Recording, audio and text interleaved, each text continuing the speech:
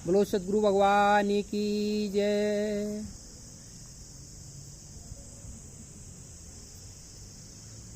हरे रामा रामा राम सीता राम राम राम, हरे रामा रामा राम सीता राम राम राम, हरे रामा रामा राम सीता राम राम राम। ब्रह्म सत्यम जगत मिथ्या, इसी के साथ में चलते हैं हम अपनी सत्संग वाणी को समागम हरि हर साधुओं को बीच में ले चलते हैं। अमृतमयी वाणी धारा प्रवाहित, ध्येय एक ही है, सिर्फ मानो जन स्वयं स्वरूप को जान लेना। वो तपोबल से, गैर तपोबल से कुछ नहीं होने वाला है। बनिया की दुकान तो है नहीं, 2-4 किलो तप लेके आ जाओ और काम चला लो। ब्रह्मा ने भी, विष्णु ने भी, शंकर ने भी तपस्या की है।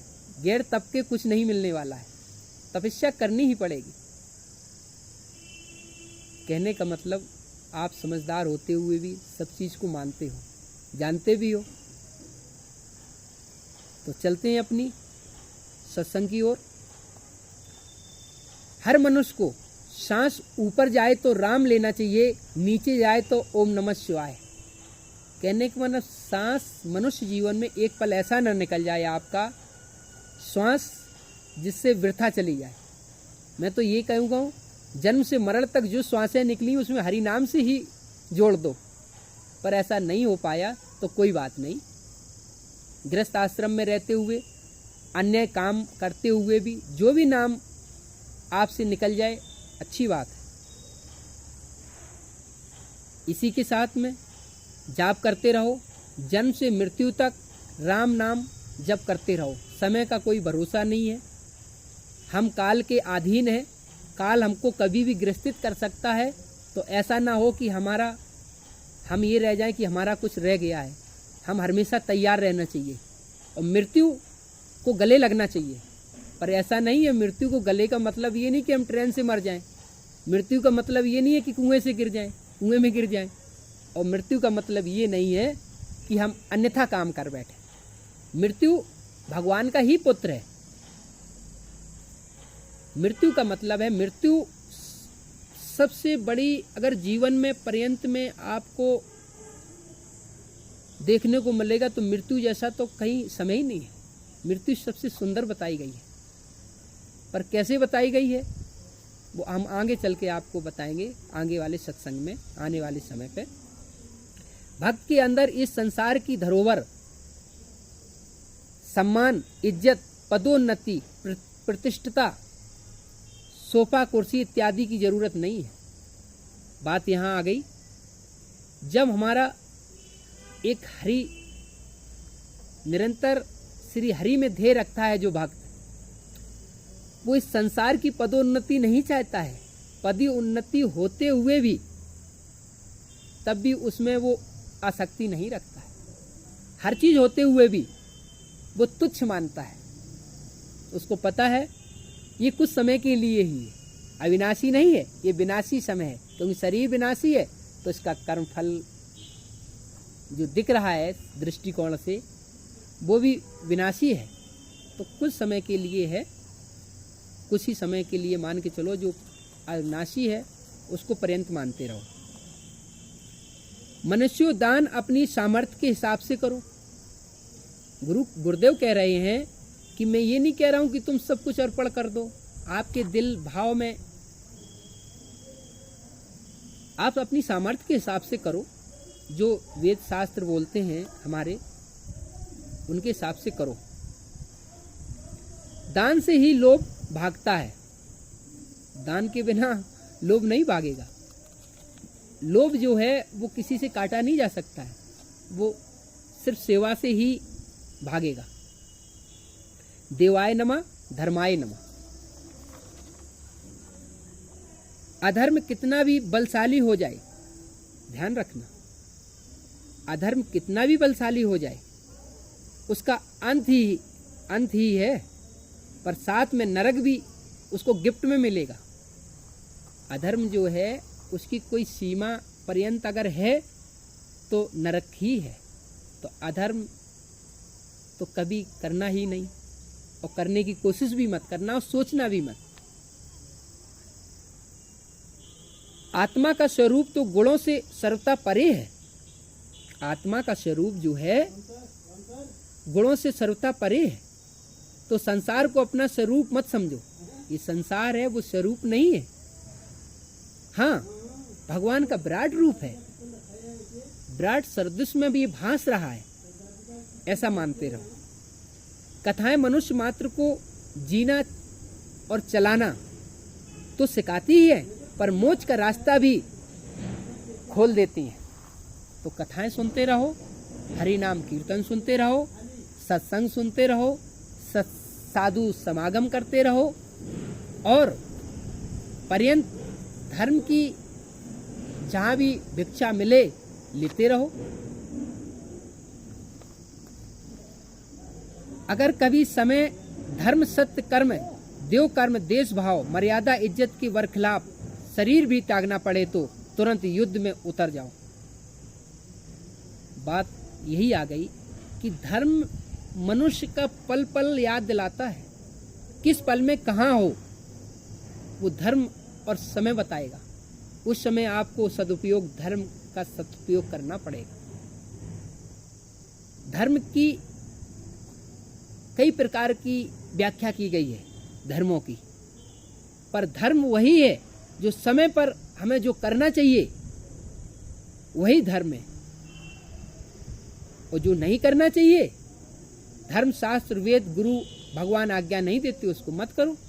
भले वो कितना भी हमारे लिए पर्यंत स्वार्थ भाव हो, पर छोड़ दो। सावधानी से भक्ति ज्ञान पूर्वक बिताई हुई घड़ी दो घड़ी भी श्रेष्ठ होती है। कहने का तात्पर्य ये है कि सावधानी पूर्वक, प्रेम पूर्वक, श्रद्धा पूर्वक 2 मिनट की भी भक्ति अगर परमात्मा से मिल जाती है तो बहुत ही श्रेष्ठ होती है। जैसे महाराज खटवांग, 2 घड़ी ही उनको समय था, पर भगवान को प्राप्ति कर ले गए, 2 पल में ही कर ले गए। पर कहने का मतलब ऐसा हर कोई को नहीं हो पाता है। सब समय होता, हरि कृपा, गुरु कृपा होती तभी ये सब बातें जुड़ पाती हैं। ऐसा मानना चाहिए, ऐसा भाव रखना चाहिए। धैर्य के साथ घर से निकल कर के पवित्र तीर्थ स्थान जाकर के स्नान करें, और एकांत स्थान विधि पूर्वक आसन लगा करके भगवान का नाम एकाग्रचित से नाम जप जरूर कर दें। कहने का तात्पर्य ये है, हम मानव शरीर धारियों को ये कहेंगे, कभी धार्मिक स्थान पे जाते हो तो अवश्य एकांत में बैठ करके, सिर्फ एकांत में बैठिए, वहाँ आनंदमयी दृश्य देखिए, दृश्य देख करके एकांत में हरि नाम अवश्य जपिए, भगवान का वहाँ जाप करिए। भले चाहे 100 नाम लो, 10 नाम लो, 20 नाम लो, अवश्य लो। धर्म स्थान पर नाम लेने पर, पवित्र तीर्थ हो, स्थान हो, गंगा हो, यमुना हो, सरस्वती हो, त्रिवेणी हो, अगर ऐसे स्थान में कभी आते हो, वहाँ बैठ के 10 मिनट नाम लो बस। हम ये नहीं कह रहे 3 घंटे तक बैठे रहो, 10 ही मिनट नाम लो, पर नाम अवश्य लो एकाग्रचित से। वहाँ का फल जो होता है अद्भुत होता है। बुद्धि के सहायता से मन के द्वारा इंद्रियों को उनके विषयों से हटा लें। बुद्धि के द्वारा, बुद्धि की सहायता से मन के द्वारा इंद्रियों को उनके विषयों से हटा लें। मन को विचार के द्वारा रोककर भगवान के मंगलमय रूप में लगाएं और मन को तल्लीन कर दें। वही श्री हरि का परम पद है। कहने का मतलब तल्लीन हो जाओ, ईश्वर की भक्ति, प्रेममयी, मन मग्न हो जाओ, मन को मग्न कर दो। जब कभी आपका मन क्रूरता बुद्धि प्रकट करने लगे या राजसी तामसी व्यवहार संलग्न हो जाए, तो योग द्वारा मन बुद्धि को श्री हरि के चरणों में तरफ में लेकर के भक्ति योग द्वारा ध्यान करो। जब ऐसा करोगे तो भगवान में आपका मन लग जाएगा। अभ्यास करना पड़ेगा। गैर अभ्यास के कुछ नहीं होगा। तदंतर एक पल में कोई चीज सोचो और हो जाए, नहीं, कृपा होगी, धीरे धीरे कृपा होती है। और मैं इस बात को बता दूं कि इस संसार में कोई ऐसी शक्ति नहीं है कि गैर कर्म फल के आपको प्राप्त हो जाए।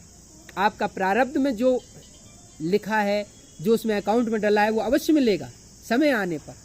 समय पर सीमा होती है, उससे कहीं जाने की जरूरत नहीं है। हम एक बात और बता दें, हर मनुष्य को, हर मानव जीवन को, मानव भाइयों को कहीं जाने की जरूरत नहीं। अपने जीवन में सब कुछ आपके पास है, पर्यंत आपको अपने हाथों से, अपने कर्मों द्वारा आपको देखना पड़ेगा, लाना पड़ेगा, मानना पड़ेगा, करना पड़ेगा। कहीं जानने की जरूरत नहीं है, आपके पास सब कुछ है। आसक्ति जीव के पतन का हेतु है। आसक्ति जो है, संसारिक आसक्ति हो या कोई भी आसक्ति हो, जीव के पतन का हेतु बन जाता है। पर आसक्ति किस जगह लगाना है? भगवान में लगा दो। अगर आसक्ति ही हो रही तो श्री हरि में, धर्म में लगा दो। ज्यादा ये आसक्ति हो रही, संसार में क्यों लगाए पड़े हो? संसार मिथ्या है, विनाशी है, उसमें आसक्ति का प्रयोग मत करो। आसक्ति करनी है, श्री हरि में लगा दो, संसारिक शब्दावली में नहीं। संसारिक शब्दावली में कई ऐसी शब्दावली जीवन में पर्यंत दिनचर्या में आती रहती है, उसमें आसक्त मत हो। संसारिक शब्दावली को बोलना सरल है, पर उसका विस्तार बहुत है। जैसे ग्रस्त, सत्य, वैराग, साधु, ब्रह्म, सृष्टि, इनकी कल्पना विस्तृत विराट है। वही मैंने आपको पहले समय पे बोला था कि कुछ शब्द, शब्दावली भगवान ने ऐसी दी है कि एक ही शब्द कई जन्मों तक उसका विस्तार करो तो नहीं हो पाएगा। इतना बड़ा शब्द है, उसका विस्तार विराट है। सूक्ष्म है एक शब्द ब्रह्म, पर ब्रह्म की कल्पना नहीं कर पा दो, अनंत है वो। तो ऐसे ही शब्द शब्दावली में जुड़े हुए हैं। हाँ, संसारिक, संसार असार है, असार में कोई सार नहीं है। अगर सार ढूंढना है तो धर्म में ढूंढिए, संसार में सार नहीं मिलेगा, धर्म में, सत्य में, अविनाशी में सार मिल जाएगा आपको। पुरुष को चाहिए कि वह विविध नाम वाले पदार्थों से उतना ही व्यवहार करें जितना प्रयोजन हो, और सावधान रहें। गृहस्थ में रहते हुए सांसारिक पदार्थों को जरूरत पड़ती है, पर उतना ही उनसे व्यवहार रखें जितनी जरूरत है। विविध ज्यादा व्यवहार न रखें, अन्यथा आसक्ति हो जाएगी। मना नहीं कर रहा हूँ, गृहस्थ आश्रमियों को रखना पड़ेगा, पर आसक्ति के सहित नहीं, निष्काम भाव से उनसे व्यवहार रखें। इसी के साथ में धर्म सनातन वाणी को गुरु के चरणों में साष्टांग दंडवत करते हुए अपनी सनातन वाणी को यहीं विराम देते हैं। क्षमा करना, धन्यवाद।